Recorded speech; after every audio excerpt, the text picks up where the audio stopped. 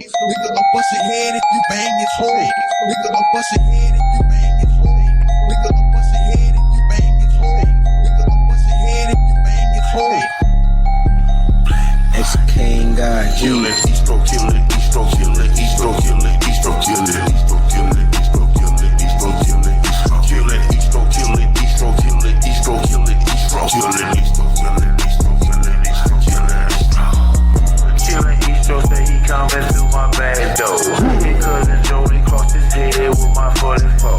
He never had a bitch, don't know how to treat a hoe. Big tongue kissing in the middle of the dance floor. Now everybody watch your bitch cause he ain't had now. He used to jack his dick and daddy still. I guess you have to have some wits about yourself, some smartness to to make it out here in the streets selling drugs. Of course, for one, you got to outsmart the police. You have to stay one step ahead of the opposition, no matter who it is. If it's your competition, if it's robbers, if it's the cops, you know what I'm saying? So you have to be a thinker.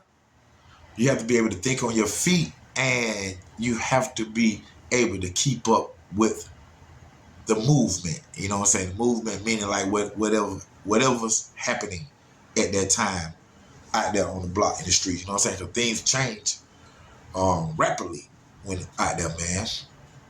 And this particular story right here, I must say this guy right here is one of the, and I won't say like, I say it smartest, but I say one of the most clever robbers I know.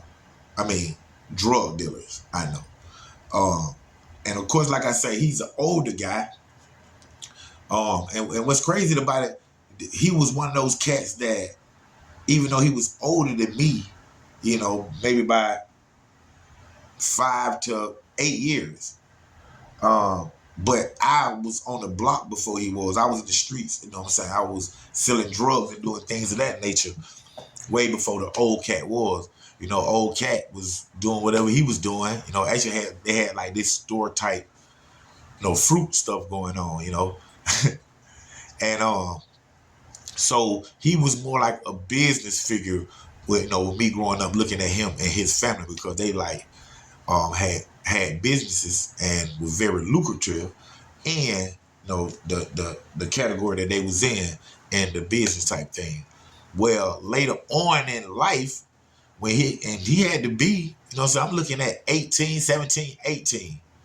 And in the most, 17, 18. I wasn't even 19 right now. But 17, 18 years old, he had to be at least 25 to 29, something like that. You know what I'm saying? He was, like I said, he was a lot older than me. And him and the old heads that didn't sell drugs growing up had decided to get in the game. And the reason why they decided to get in the game, because they knew the plug. You know what I'm saying? They was friends with the plug. The plug was married into the family, things of that nature. So those are the ones, like I say, we respect them, but only to a certain extent, because they didn't come from the grind. They didn't come from not having nothing and then making something out of it, like myself. They came from somebody, the plug, putting them on. So they came into the streets with plenty of drugs and plenty of money. Simple as that. So a grinder like myself only give them a certain amount of respect. And this guy right here fell into, that category. Now, we never had no problems. It was throughout the time of him being a drug dealer, and we out there now, since they had the money and the drugs that was fronted to them, and they did well. Now I can't take the hustle from them. They did well, so they had the fancy cars, they had this, they had more than us street those who was trying to get up there where they were. You know what I'm saying?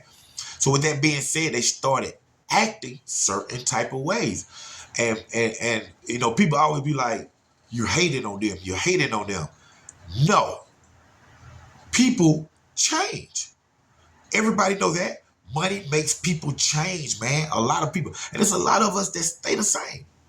But money make people change. And when people change, one of the changes that I don't tolerate is how you treat people. See, y'all take all my robberies and all that stuff away. See, I always treated people nice. I always respected my school teacher, respected the elders. Even in the robberies, especially when there was women involved, I didn't always consider people feeling and cared about them. And y'all to keep in mind, the people that I robbed was drug dealers only. Like, that was it. But in this particular case right here, man, they had started acting different, treating people different, talking to people different. And when it come to when it come on my doorstep, I hear about it. Like, dang, they acting like that? And they shining on? What? Then it's just what it is.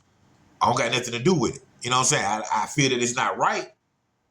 All of a sudden they was these guys that was real respected as business entrepreneurs in the hood. Then they jump over into the dope game, get a plug, then they done blew up. Then they looking at all the small drug dealers who's trying to get up in the game like myself as little peasants that don't got no money. You know what I'm saying? So that's when it becomes a problem. So now I'm into the robbery. It's okay, I'm going to get him. So what I do is I get one of my partners. We're going to call him Ree. What's up, boy? I just talked to him about 2 days ago, too, though. But I get my partner Ree. I'm going to say Ree. I get my partner Ree, say, hey, man, I'm finna get home, man. He was like, boy, I need some money too, but let me go with you. I said, man, listen, I don't even got no pistol. He was like, well, how we gonna do it? I said, boy, I got that Hennessy bottle. And this is the warrant that I told y'all I had, and my cop friend ended up getting it off me. So I'm like, man, I got this Hennessy bottle right here, man. He was like, well, what we gonna do with that? Hit him in the head? Get him drunk? I said, nah, man, we just gonna run up on him. And I'm just gonna hold it like it's a thing, like that. Like it's a jammy. He said, man, let go, man. I'm with you. So I end up sliding through the project, slid to the housing area where I know the older cats be. They went in the project where we were selling, the dope and stuff. They was like around the houses area, they had houses, their family had houses and stuff like that. So they hang over there. So I'm like, man, you know what? I know what I'm gonna do. Ree, come on, we gonna go through this Harlem side where Minette them stayed at. Big shots out Minette, Queen B. We're gonna go over here through Minette them way, and we're gonna walk through the woods and come out on the other street because they're standing facing the street. Their back is to the house and the woods like that. So my partner Riri said, but let go. Man, we end up walking through there and we see him. I'm looking through the bush. I said, there you go, right there. And then we just waited because we wanted to see, do he got it on him? Is he stashing the dope? Where the money at? Like that right there. So we end up staying in the woods on him for about 20 minutes. Mosquito bites. So I'm like, listen, man. You ready, bro? He was like, yeah, man. So I'm like, let go, listen. You just gonna run out there, bro. You gonna tell homie get it up. You know what I'm saying? You just gonna tell homie get it up. And I'm like, you just grab him. You know what I'm saying? You just grab them, go in their pockets. We just gonna handle it. You know what I'm saying? He was like, all right. We waited about 5 more minutes. 5 more minutes. And right before we finna go out there, a car pulled up, like a plate. You know what I'm saying? A car pulled up. So I'm like, hold on, Riri, hold on. A car pulled up, crackhead, and spending a little money, whatever. And he went, after he made the sale, he went back to his little spot where, the dope at or whatever. And he picked up the cup, but I see him get the plastic bag out of it and throw it away. He had just sold out. You know what I'm saying? And now I know he finna leave and go re-up, or he finna be gone for the day or whatever. It was just getting dark, but it was still like light out there. No, I ain't having no mask. Riri ain't having no mask. It was straight like I didn't care. I'm just finna go handle home. So When I see he go back to the stand and got hit the little plastic bag, sandwich bag, and he threw it away, I said, come on, Reed. Come on, Reed. Come on, come on, come on. And man, and we came out the wood to the back of the house, to the side of the house, and on go. We just came up around there. Get it up. You know what it is. You know what it is right now. And let me tell y'all about this drug dealer. I said he was very clever, remember? When we run around that corner, I had the bottle, Hennessy bottle, in my shirt. You know what it is? Right now. I'm known for the thing. I'm known for burning. So it ain't no question in his mind. This is a scrap. You know what I'm saying? But he was clever, and he did a unique thing. When we rush him and we say, get up, you know what it is, boy, don't move, don't like that. He reached into both of his pockets as we approaching him. Get all his money in his pocket and just throw it in the air. He just go in his pocket, y'all get all his money. Just, okay, man, okay. And he throw it in the air. And the reason why I say it's so clever is because he know that's all we want is the money. So when he throw it in the air, it scatters everywhere. Like you know how the bank heists do. If you ride down the street and you throw that money out on the spreadway, you know what happens to everybody around all that? Meaning their attention go to the money. So he knew if he threw it in the air and it's flying everywhere, falling out on the ground, and that's all we want, our attention is gonna go to the money. And that's what happens. So time he throw it in the air and it's falling down, we start reaching and picking up the money. He takes off running. I'm talking about because, think about it, that's smart. You go rob somebody, and as you tell them to give it up, they comply with what you say. They give it up, they go in their pocket, get the money, instead of handing it to you, just throw it in the air. What are you gonna do? Are you gonna grab him, secure him down, then try to be scrambling the money that went 10 yards here, 10 yards there? Or you just gonna go for the money? 9 times out of 10, your instinct gonna make you go for the money.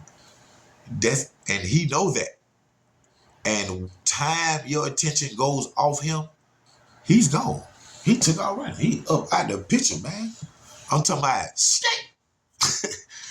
But what's crazy about this is when he did that and he threw that money everywhere, I was upset. You know, we got the bread. You know, he probably had about $1,300 minimum partner split, you know, a little bit. But I didn't like it for some reason. I just didn't like it. You know what I'm saying? Because of, the arrogancy and how they treated people, how they talk since they don't got on. I really want to just rough them up a little bit, just a little bit. You know what I'm saying? Just at least just slam them down to the ground. I ain't getting no slam in. But with that being said, man, I kept my eye on him. You know what I'm saying? Because I wanted him. I wanted him again, real talk. And soon enough, probably like a month later, I caught his ass again. He had to move from being over there in the houses and move to like a small little secluded section of College Park projects. You know what I'm saying?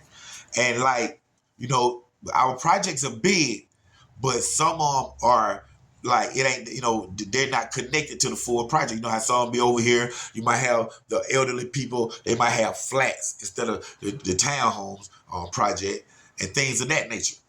I got y'all. So he had to move his hustle to like the secluded part of the project. And over here, there's no traffic. Like it ain't no traffic. It's just him. He's very quiet, and he have a runner, like to be out there running. He wants to know, come over here. He over here. He over here. He over here. He over here. He ain't want nobody to know where he at. So you get you a runner to be out there in the streets. And when somebody wants some crack, the runner try to persuade them instead of going to the people that they finna walk over there to come and mess with him. So I peeped the runner. One night, it was pitch dark. One night I'm out there, and the runner didn't see me. And I don't know, who he running for or nothing. I just know he a runner, crackhead. And he ended up trying to persuade the guy, the other crack fiend, not to buy drugs from his other guy. But he didn't see me lurking in the cut. And he was like, man, come on, man. He got it. He was saying his name. He got it, man. He over here, man. He over here.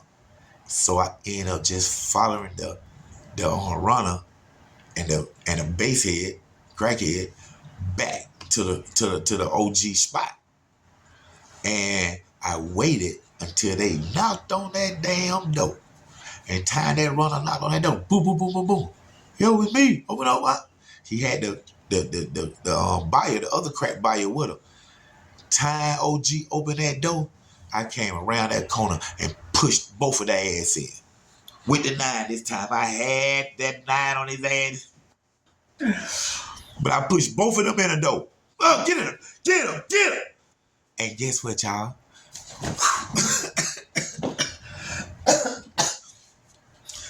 Boy, Home threw that money straight in the air again. I went scrambling like a monkey, trying to get that money on the floor. He went straight out the door. Hey, listen to the crazy part about that, though, y'all. He got out the game after that. See, you see, good things do come out of these robberies, these supposed to be bad stories and stuff. You see what I'm saying, y'all? That guy stopped selling drugs. That's good. Thank y'all for tuning in to another great episode of Underground Source TV. With your host, TV and film producer, Dontrece Knox, man. Don Knox, American Nightmare movie, my biopic, coming out this summer. Tubi, Prime, right here, YouTube, featuring Soldier Slim, Dungeon Family. Big shouts out to the Dungeon Family. Rest in peace, Rico Wade, man. We love you. We gonna miss you, homie. And I'm gonna come and tell y'all a story about me and Rico. I'm gonna bring y'all a story about me and Rico, man. But like I said, Don Knox, American Nightmare will be on Tubi Prime this summer right here on YouTube, starring myself, Dungeon Family, Cool Breeze, DTP, Field Mob, Mr. Bangladesh, Soldier Slim, No Limit, and a whole bunch of more, man. Black Bart 3700, OG, College Park. Oh yeah, now you and Jody get a kid. If they fuck your shit, new life, nigga, bitches ain't. Let you know I bust your ass just off of their respect. It ain't about that bitch, but she put your ass in the flesh. You fuck a bitch, you fall in love, you turn her into wife. And she be back on sucking dick and licking ass and time. Everybody wanna know where that boy flow come from. The Jody fuck my bitch, but I fuck Jody's mom. Can't trust a bitch, don't trust a nigga, never did that.